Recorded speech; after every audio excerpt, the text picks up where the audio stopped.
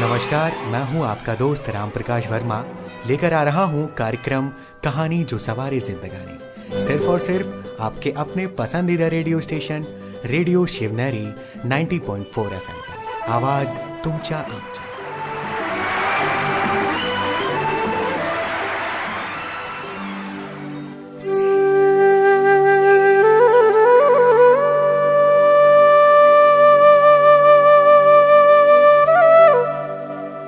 नमस्कार, आप सुन रहे हैं रेडियो शिवनेरी 90.4 FM। मैं आपका रेडियो हमसफर राम प्रकाश वर्मा आप सभी का बहुत बहुत स्वागत करता हूं आपके अपने पसंदीदा प्रोग्राम कहानी जो सवारे जिंदगानी में। दोस्तों, आज एक बहुत ही खूबसूरत कहानी हम आपके बीच लेकर आए हैं। आज की कहानी आप सभी के समक्ष पेश करने के लिए हमारे साथ मौजूद हैं अदिति शर्मा जी। अदिति जी, आपका बहुत बहुत स्वागत है। एक बेटा ऐसा भी। माँ, मुझे कुछ महीने के लिए विदेश जाना पड़ रहा है। तेरे रहने का इंतज़ाम मैंने करा दिया है। तकरीबन 32 साल के अविवाहित डॉक्टर सुदीप ने देर रात घर में घुसते ही कहा, बेटा, तेरा विदेश जाना ज़रूरी है क्या? माँ की आवाज़ में चिंता और घबराहट झलक रही थी। माँ, मुझे इंग्लैंड जाकर कुछ रिसर्च करनी है। वैसे भी कुछ ही महीनों की तो बात है, सुदीप ने कहा। जैसी तेरी इच्छा, मरी सी आवाज़ में माँ बोली और छोड़ आया सुदीप अपनी माँ प्रभा देवी को पड़ोस वाले शहर में स्थित एक वृद्ध आश्रम में।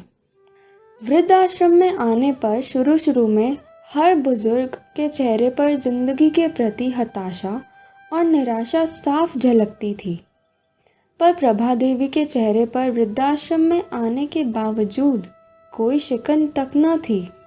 एक दिन आश्रम में बैठे कुछ बुजुर्ग आपस में ही बात कर रहे थे। उनमें 2-3 महिलाएं भी थी। उनमें से एक ने कहा, डॉक्टर का कोई सगा संबंधी नहीं था जो अपनी माँ को यहाँ छोड़ गया? वहाँ बैठी एक महिला बोली, प्रभा देवी के पति की मौत जवानी में ही हो गई थी। तब सुदीप कुल 4 साल का था। पति की मौत के बाद प्रभा देवी और उसके बेटे को रहने और खाने के लाले पड़ गए थे। किसी भी रिश्तेदार ने उनकी मदद नहीं की। प्रभा देवी ने लोगों के कपड़े सिल कर अपने बेटे को पढ़ाया और बेटा भी पढ़ने में बहुत तेज था, तभी तो डॉक्टर बन सका। वृद्धाश्रम में करीब 6 महीने गुजर जाने के बाद एक दिन प्रभा देवी ने आश्रम के संचालक राम किशन शर्मा जी के ऑफिस के फ़ोन से अपने बेटे के मोबाइल नंबर पर फ़ोन किया और कहा, सुदीप, तुम हिंदुस्तान आ गए हो या अभी इंग्लैंड में ही हो? माँ, अभी तो मैं इंग्लैंड में ही हूँ, सुदीप का जवाब था। 3-3, 4-4 महीने के अंतराल पर प्रभा देवी सुदीप को फ़ोन करती और उसका एक ही जवाब होता, मैं अभी वही हूँ, जैसे ही अपने देश आऊँगा तुझे बता दूँगा। इस प्रकार तकरीबन 2 साल गुजर गए। अब तो वृद्धाश्रम के लोग भी कहने लगे कि देखो कैसा चालाक बेटा निकला, कितने धोखे से अपनी माँ को यहाँ छोड़ गया। आश्रम के ही किसी बुजुर्ग ने कहा, मुझे तो लगता नहीं कि डॉक्टर विदेश गया होगा, वो तो बुढ़िया को से छुटकारा पाना चाहता होगा। किसी और बुजुर्ग ने कहा, मगर वो तो शादीशुदा भी नहीं था। अरे होगी उसकी कोई गर्लफ्रेंड जिसने कहा होगा कि पहले माँ के रहने का अलग इंतज़ाम करो, तभी तुमसे शादी करूँगी। 2 साल आश्रम में रहने के बाद अब प्रभा देवी को भी अपनी नियति का पता चल गया था। बेटे का गम उसे अंदर ही अंदर खाने लगा। वो बुरी तरह टूट गई। 2 साल आश्रम में रहने के बाद एक दिन प्रभा देवी की मौत हो गई। उसकी मौत पर आश्रम के लोगों ने आश्रम के संचालक शर्मा जी से कहा, इसकी मौत की खबर इसके बेटे को तो दे दो। हमें तो लगता नहीं कि वो विदेश में होगा, वो होगा यहीं कहीं अपने देश में। इसके बेटे को मैं कैसे खबर करूं? उसे मरे तो 3 साल हो गए। शर्मा जी की यह बात सुन वहाँ पर उपस्थित लोग सन्नाटा खा गए। उनमें से एक बोला, अगर उससे मरे 3 साल हो गए तो प्रभा देवी से मोबाइल पर कौन बात करता था? वो मोबाइल तो मेरे पास ही है जिसमें उसके बेटे की रिकॉर्डेड आवाज़ है। शर्मा जी बोले। पर ऐसा क्यों? किसी ने पूछा।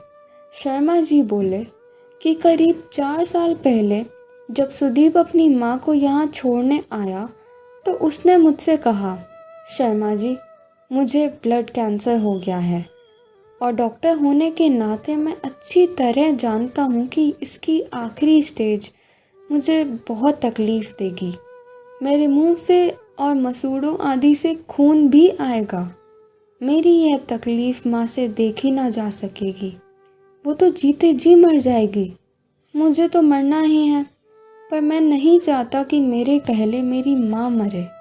मेरे मरने के बाद 2 कमरे का हमारा छोटा सा फ्लैट और जो भी घर का सामान आदि है वो मैं आश्रम को दान कर दूंगा। यह दास्तां सुन वहाँ पर उपस्थित लोगों की आंखें झलझला आई। प्रभा देवी का अंतिम संस्कार आश्रम के ही एक हिस्से में करा दिया गया। उनके अंतिम संस्कार में शर्मा जी ने आश्रम में रहने वाले बुजुर्गों के परिवार वालों को भी बुलाया। माँ बेटे की अनमोल और अटूट प्यार की दास्तां का ही असर था। बहुत बहुत शुक्रिया अदिति जी, आपने एक बहुत ही खूबसूरत कहानी हम सभी के समक्ष रखी। ये कहानी हम सभी को एक खूबसूरत प्रेरणा देती है। दोस्तों, ये सच है कि वर्तमान समय ऐसी स्थितियां बनी हुई हैं, लोगों की ऐसी मान्यताएं बनी हुई हैं कि लोग समझते हैं जो बेटे होते हैं या एक औलाद जो होती है वो अपने माँ बाप को बुढ़ापे में छोड़ देती है। किसी अनाथालय में, किसी आश्रम में वो उन्हें छोड़कर अपनी जिम्मेवारी से पीछा छुड़ा लेती है। और ये कहीं ना कहीं सच भी है, परंतु कुछ बेटे ऐसे भी होते हैं जिनके लिए उनके माँ बाप ही सब कुछ होते हैं। उनकी भावनाएं अपने माँ बाप के लिए अगाध प्रेम से परिपूर्ण होती हैं। ऐसी औलाद अपने माँ बाप को ईश्वर के समान समझती है। ऐसी औलाद दुनिया में एक नई मिसाल कायम करती है। दोस्तों, ऐसे लोग दुनिया में हमेशा याद किए जाते हैं। बहरहाल, आशा करता हूँ कि इस कहानी में आपको एक बहुत अच्छी शिक्षा मिली होगी और आप इसे अपने जीवन में अमल में लाएंगे। इन्हीं शब्दों के साथ मैं आपका रेडियो हमसफर आपसे इजाज़त चाहता हूँ। आप अपना ख्याल रखिए, खुश रहिए, मुस्कुराते रहिए और सुनते रहिए रेडियो शिवनेरी 90.4 FM। आवाज़ तुम जाम जा।